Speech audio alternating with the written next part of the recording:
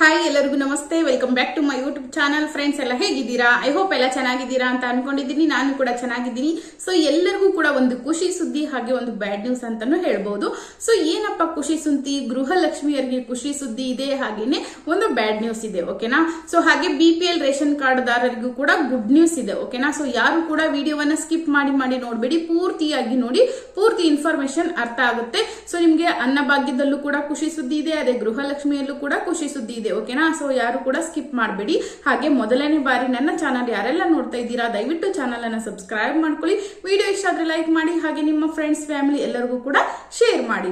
So ಮೊದಲನೇದಾಗಿ ನಿಮ್ಗೆಲ್ಲರಿಗೂ ಗೊತ್ತಿರಬಹುದು, ಗೃಹಲಕ್ಷ್ಮಿ ಯೋಜನೆಯಲ್ಲಿ ಇನ್ನೂ ಕೂಡ 4 ಕಂತುಗಳು ಬಾಕಿ ಇವೆ. ಸೊ ನವೆಂಬರ್, ಡಿಸೆಂಬರ್, ಜನವರಿ, ಫೆಬ್ರವರಿ. ಸೊ ಈಗ 4 ತಿಂಗಳ ಹಣ ಬಾಕಿ ಇದೆ.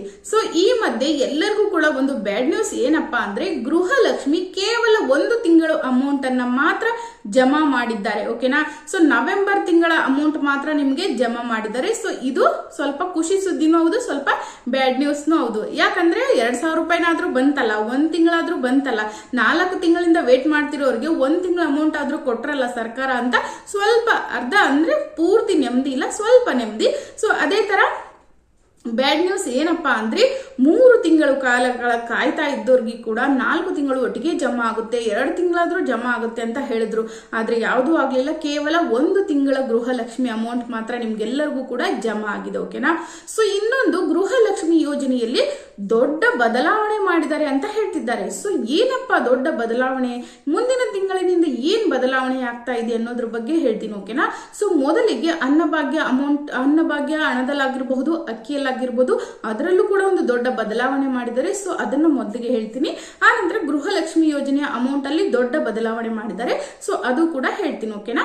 ಸೊ ಮೊದಲಿಗೆ ನಿಮ್ಗೆಲ್ಲರಿಗೂ ಗೊತ್ತಿರಬಹುದು, ಅನ್ನಭಾಗ್ಯ ಅಮೌಂಟ್ ಸಹಿತ ಏನ್ ಈ ಗೃಹಲಕ್ಷ್ಮಿ ಓಲ್ಡ್ ಮಾಡಿದ್ರಲ್ವಾ, ಸೊ ಅದೇ ತರ ಈ ಗೃಹಲಕ್ಷ್ಮಿ ಅಂತ ಆಗಿರಬಹುದು, ಅನ್ನಭಾಗ್ಯ ಆಗಿರಬಹುದು, ಎರಡೂ ಕೂಡ ಅದೇ ಓಲ್ಡ್ ಅಲ್ಲೇ ಇಟ್ಟಿದ್ದಾರೆ.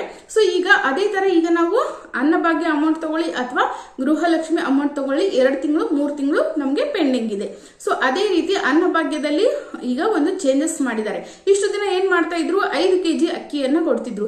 ಈಗ ಏನ್ ಮಾಡ್ತಾ ಇದ್ದಾರೆ, 3 ತಿಂಗಳ ಒಂದು ಒಟ್ಟಿಗೆ 15 kg ಅಕ್ಕಿಯನ್ನ ಕೊಡ್ತಾ ಇದ್ದಾರೆ. ಒಟ್ಟಿಗೆ ಕೊಡ್ತೀವಿ ನಾವು ಅಂತ ಹೇಳಿ ಒಟ್ಟಿಗೆ ಅಕ್ಕಿಯನ್ನ ಕೊಡ್ತಾ ಇದ್ದಾರೆ. ಅದೇ ರೀತಿ ಒಟ್ಟಿಗೆ ಹಣ ಸಹಿತನು ಜಮಾ ಮಾಡ್ತೀವಿ ಅಂತ ಹೇಳಿದ್ದಾರೆ. ಸೊ ಅದು ಈ ತಿಂಗಳ 15ನೇ ತಾರೀಕಿನೊಳಗಾಗಿ ನಿಮ್ಗೆ ಜಮಾ ಮಾಡ್ತೀವಿ ಅಂತ ಹೇಳಿದ್ದಾರೆ. ಓಕೆನಾ? ಸೊ ಯಾರು ಕೂಡ ವರಿ ಮಾಡ್ಕೋಬೇಡಿ, ನಿಮ್ಗೆ ಒಟ್ಟಿಗೆ 15 kg ಅಕ್ಕಿ ಬರುತ್ತೆ. ಸೊ ಅದ್ರ ಜೊತೆಗೆ ಅಮೌಂಟ್ ಸಹಿತ ಬರುತ್ತೆ. ಓಕೆನಾ? ಸೊ ಇದು ಅನ್ನಭಾಗ್ಯದ್ದಾಯ್ತು.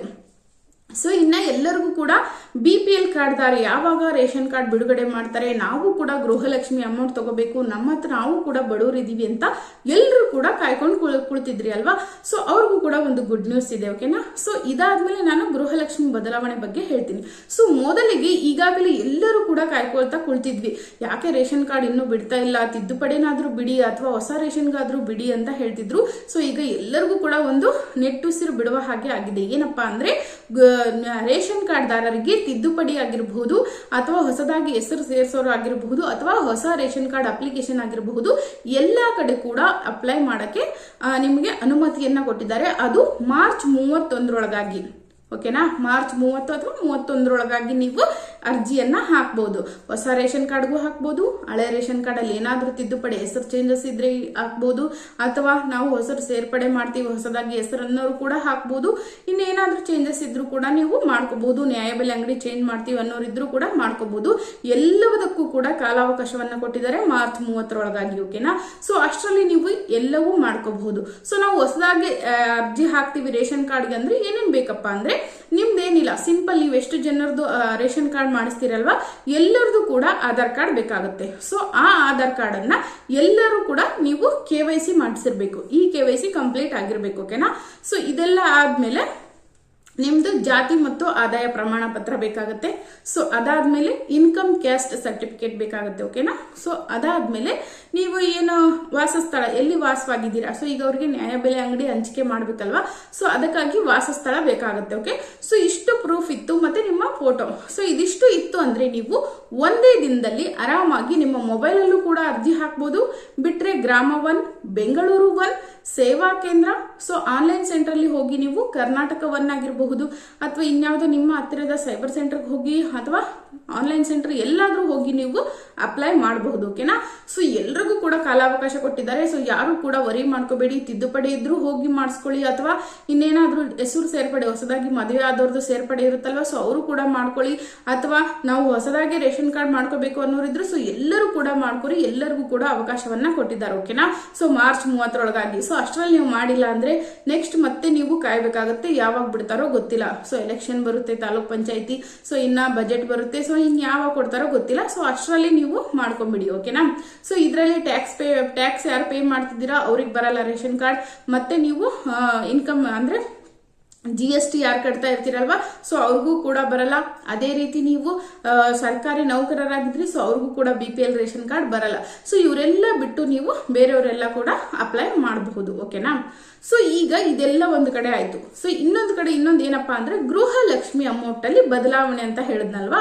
ಸೊ ನಿಮ್ಗೆಲ್ಲರಿಗೂ ಗೊತ್ತಿರಬಹುದು, ಗೃಹಲಕ್ಷ್ಮಿಯಲ್ಲಿ ಹೋಲ್ಡ್ ಆಗಿತ್ತು, ಮತ್ತೆ ಲಕ್ಷ್ಮಿ ಹೆಬ್ಬಾಳ್ಕರ್ ಮೇಡಮ್ ಅವ್ರಿಗೆ ಅಪಘಾತ ಆಗಿತ್ತು. ಸೊ ಅವರು ಹುಷಾರಾಗಿ ಬಂದ್ರು, ಆದ್ರೂ ಕೂಡ ಯಾಕೆ ಅಮೌಂಟ್ ಆಗ್ತಾ ಇಲ್ಲ ಅಂತ ಹೇಳ್ತಿದ್ರು. ಸೊ ಇದಕ್ಕೆಲ್ಲವೂ ಕೂಡ ಒಂದು ಸ್ಪಷ್ಟನೆಯನ್ನ ಕೊಟ್ಟಿದ್ದಾರೆ. ಯಾರಪ್ಪ ಅಂದ್ರೆ ಸಚಿವೆ ಲಕ್ಷ್ಮಿ ಹೆಬ್ಬಾಳ್ಕರ್ ಮೇಡಮ್ ಅವರು. ಸೊ ಏನಪ್ಪಾ ಅಂದ್ರೆ ನಾವು ಯಾವುದೇ ಕಾರಣಕ್ಕೂ ಯಾರ ಒಂದು ರೇಷನ್ ಕಾರ್ಡ್ ಆಗಿರ್ಲಿ ಅಥವಾ ಇನ್ಯಾವುದು ಕೂಡ ನಾವು ಪರಿಶೀಲನೆಯನ್ನ ಮಾಡ್ತಾ ಇಲ್ಲ. ಸೊ ಅದರಿಂದ ಇಲ್ಲಿ ವಿಳಂಬ ಆಗ್ತಾ ಇಲ್ಲ. ಕೇವಲ ಟೆಕ್ನಿಕಲ್ ಪ್ರಾಬ್ಲಮ್ ಆಗಿರಬಹುದು, ಅಥವಾ ನನ್ನ ಒಂದು ಅಪಘಾತದಿಂದ ಮತ್ತೆ ನಾನು ರೆಸ್ಟ್ ಅಲ್ಲಿ ಇರೋದ್ರಿಂದ ನಿಮಗೆ ಲೇಟ್ ಆಯ್ತೇ ಹೊರತು ಬೇರೆ ನಾವು ಏನಾದ್ರೂ ವೆರಿಫಿಕೇಶನ್ ಮಾಡೋದಾಗಿರ್ಬೋದು, ಸೊ ಇನ್ನೊಂದು ಮತ್ತೊಂದು, ಸೊ ಯಾವುದಕ್ಕೂ ತಲೆ ಕೆಡಿಸ್ಕೋಬೇಡಿ ಅಂತ ಅವರೇ ಖುದ್ದಾಗಿ ಹೇಳಿದ್ದಾರೆ. ಓಕೆನಾ. ಸೊ ಯಾವುದೇ ಕಾರಣಕ್ಕೂ ಬೇರೆ ಯಾವ ರೀಸನ್ ಇಲ್ಲ, ಬರೀ ಟೆಕ್ನಿಕಲ್ ಪ್ರಾಬ್ಲಮ್ ಬಿಟ್ರೆ ಅವ್ರಿಗೊಂದು ಏನು ವಿಶ್ರಾಂತಿ ಹೇಳಿದ್ರಲ್ವಾ, ಸೊ ಅದರಿಂದ ಲೇಟ್ ಆಗಿದೆ ಹೊರತು ಬೇರೆ ಯಾವ್ದು ಉದ್ದೇಶ ಇಲ್ಲ ಅಂತ ಅವರೇ ಸ್ವತಃ ಮೀಡಿಯಾದವ್ರಿಗೆ ಹೇಳಿದ್ದಾರೆ. ಓಕೆನಾ. ಸೊ ಇನ್ನು ಅಂದ್ರೆ ನೆಕ್ಸ್ಟ್ ತಿಂಗಳಿಂದ ನಿಮ್ಗೆ ದುಡ್ಡು ಬರುತ್ತೆ. ಯಾವುದೇ ಕಾರಣಕ್ಕೂ ವರಿ ಮಾಡ್ಕೋಬೇಡಿ. ಜಸ್ಟ್ ನಾವೀಗ ಏನ್ ಮಾಡ್ತಾ ಇದೀವಿ ಅಂದ್ರೆ ತಾಲೂಕು ಪಂಚಾಯತಿಗಳಿಗೆ ನಾವು ಹ್ಯಾಂಡ್ ಓವರ್ ಕೊಡ್ತಾ ಇರೋದ್ರಿಂದ ಲೇಟ್ ಆಗ್ತಾ ಇದೆ. ಸೊ ಅವ್ರಿಗೆ ನಾವೆಲ್ಲವೂ ತಿಳಿಸ್ಕೊಡೋದ್ರಿಂದ ಲೇಟ್ ಆಗ್ತಾ ಇದೆ. ಸೊ ಪ್ರೊಸೆಸ್ ಎಲ್ಲ ಅವ್ರಿಗೆ ಹೇಗೆ ನಿಮ್ಗೆ DBTಗೆ ಅವ್ರು ಹಾಕ್ಬೇಕು, ನಿಮ್ಮ ಅಕೌಂಟ್ಗೆ ಹೇಗೆ ಬರಬೇಕು ಅನ್ನೋದ್ರ ಬಗ್ಗೆ ನಾವೆಲ್ಲ ಅವ್ರು ಸಂಪೂರ್ಣವಾಗಿ ದಾಖಲಾತಿಗಳನ್ನ ಕೊಡ್ಬೇಕಾಗುತ್ತೆ. ಎಷ್ಟು ಕೋಟಿ ಜನ ಇದ್ದಾರೆ, ಸೊ ನಾವು ಅದನ್ನೆಲ್ಲ ಕೊಡ್ಬೇಕು. ಅದರ ಆ ಒಂದು ಪ್ರೊಸೆಸ್ ಅಲ್ಲಿ ಲೇಟ್ ಆಗುತ್ತೆ ಬಿಟ್ರೆ ಬೇರೆ ಯಾವುದು ಪ್ರೊಸೆಸ್ ಇಂದ ಲೇಟ್ ಆಗ್ತಾ ಇಲ್ಲ ಅಂತ ಅವರೇ ಖುದ್ದು ಹೇಳಿದ್ದಾರೆ. ಸೊ ಇನ್ನ ಗೃಹಲಕ್ಷ್ಮಿಯಲ್ಲಿ ಬದಲಾವಣೆ ಏನಪ್ಪಾ ಅಂದ್ರೆ ಇಷ್ಟು ದಿನ ಏನ್ ಮಾಡ್ತಾ ಇದ್ರು ಅಂದ್ರೆ DBTಗೆ ಡೈರೆಕ್ಟ್ ಆಗಿ ಮಹಿಳಾ ಮತ್ತು ಮಕ್ಕಳ ಕಲ್ಯಾಣ ಇಲಾಖೆಯಿಂದನೇ ಡೈರೆಕ್ಟ್ ಆಗಿ ನಿಮ್ಗೆ ಜಮಾ ಮಾಡ್ತಾ ಇದ್ರು.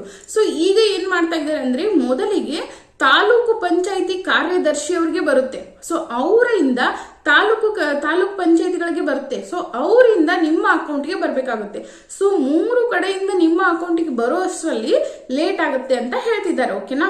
ಸೊ ಈಗ ಮೊದಲಿಗೆ ಏನ್ ಮಾಡ್ತಾ ಇದ್ರು, ನಿಮ್ದು DBT ನಿಮ್ಮ ಫೋನ್ ಅಲ್ಲಿ ಇರ್ತಿತ್ತು. ಸೊ ಅದರಲ್ಲಿ ನೀವು ಚೆಕ್ ಮಾಡ್ಕೊಂಡ್ಬಿಡ್ತಿದ್ರಿ ಬಂತಾ ಇಲ್ಲ ಅಂತ.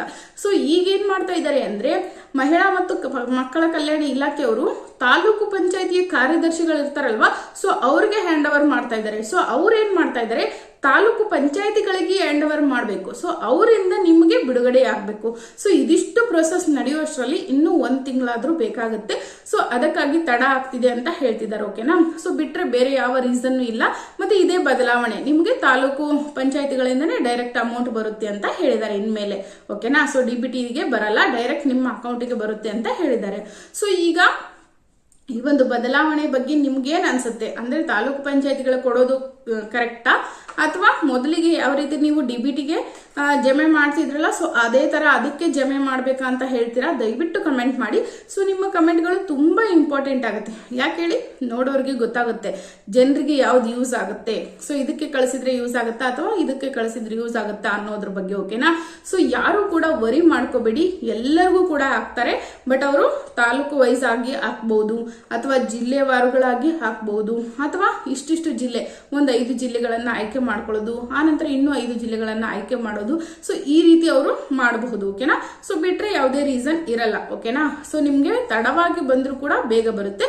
ಬಟ್ ಈಗ ಒಂದು ಬ್ಯಾಡ್ ನ್ಯೂಸ್ ಏನು ಅಂದ್ರೆ ಕೇವಲ 1 ತಿಂಗಳ ಅಮೌಂಟ್ ಮಾತ್ರ ಜಮಾ ಆಗಿದೆ. ಸೊ ಇನ್ನು ನಿಮ್ಗೆ 3 ತಿಂಗಳು ಅಮೌಂಟ್ ಬರ್ಬೇಕಂದ್ರೆ 3 ಕಂತುಗಳು ಬಾಕಿ ಇದೆ. ಸೊ ಅಲ್ಲಿಗೆ ನಿಮಗೆ 6,000 ರೂಪಾಯಿ ಬರಬೇಕು. ಈಗ ಕೇವಲ 2,000 ರೂಪಾಯಿ ಬಂದಿದೆ. ಸೊ ಅದು ಕೂಡ ಈ ತಿಂಗಳಲ್ಲೇ ಮುಗಿಸ್ತೀವಿ ಅಂತ ಹೇಳಿದ್ದಾರೆ.